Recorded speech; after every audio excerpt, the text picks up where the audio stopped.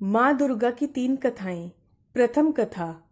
लंका युद्ध में ब्रह्मा जी ने श्री राम से रावण वध के लिए चंडी देवी का पूजन कर देवी को प्रसन्न करने को कहा और बताए अनुसार चंडी पूजन और हवन हेतु दुर्लभ 108 नीलकमल की व्यवस्था की गई। वहीं दूसरी ओर रावण ने भी अमरता के लोभ में विजय कामना से चंडी पाठ आरंभ किया। यह बात इंद्रदेव ने पवन देव के माध्यम से श्री राम के पास पहुंचाई और परामर्श दिया कि चंडी पाठ यथासंभव पूर्ण होने दिया जाए।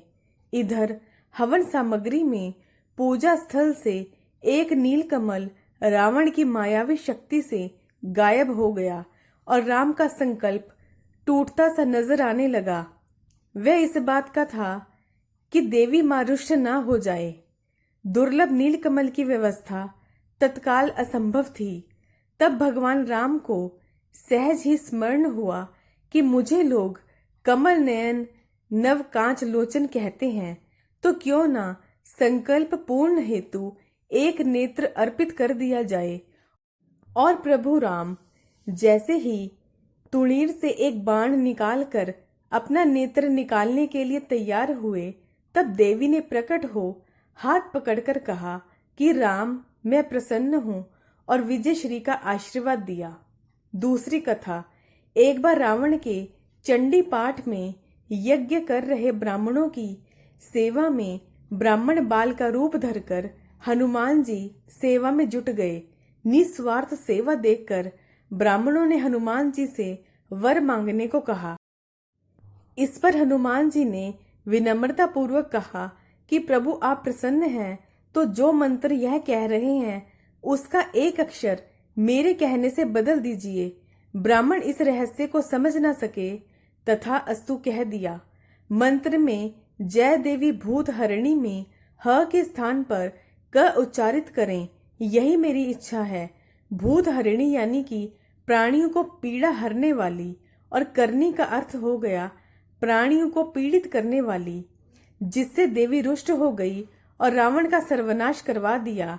हनुमान ने श्लोक में ह की जगह क करवाकर रावण के यज्ञ की दिशा ही बदल दी। तीसरी कथा। पौराणिक कथाओं के अनुसार देवी दुर्गा ने एक भैंस रूपी असुर अर्थात महिषासुर का वध किया था। महिषासुर के एकाग्र ध्यान से बाध्य होकर देवताओं ने उसे अजय होने का वरदान दे दिया।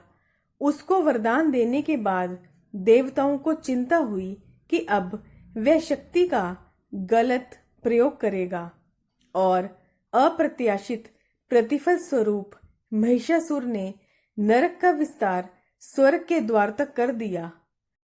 उसके इस दुस्साहस को देखकर देवता विस्मय की स्थिति में आ गए।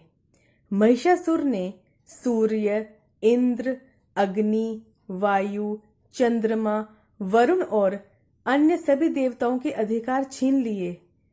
स्वयं स्वर्गलोक का मालिक बन बैठा। देवताओं को महिषासुर के प्रकोप से पृथ्वी पर विचरण करने आना पड़ा। तब महिषासुर से इस दुस्साहस से क्रोधित होकर असुरों का नाश करने के लिए सभी देवताओं ने देवी दुर्गा की रचना की। देवी दुर्गा के निर्माण में सारे देवताओं का एक समान बल लगाया गया। महिषासुर का नाश करने के लिए सभी देवताओं ने अपने अपने अस्त्र देवी दुर्गा को दिए। कहा जाता है कि इन देवताओं के सम्मिलित प्रयास से देवी दुर्गा और बलवान हो गई।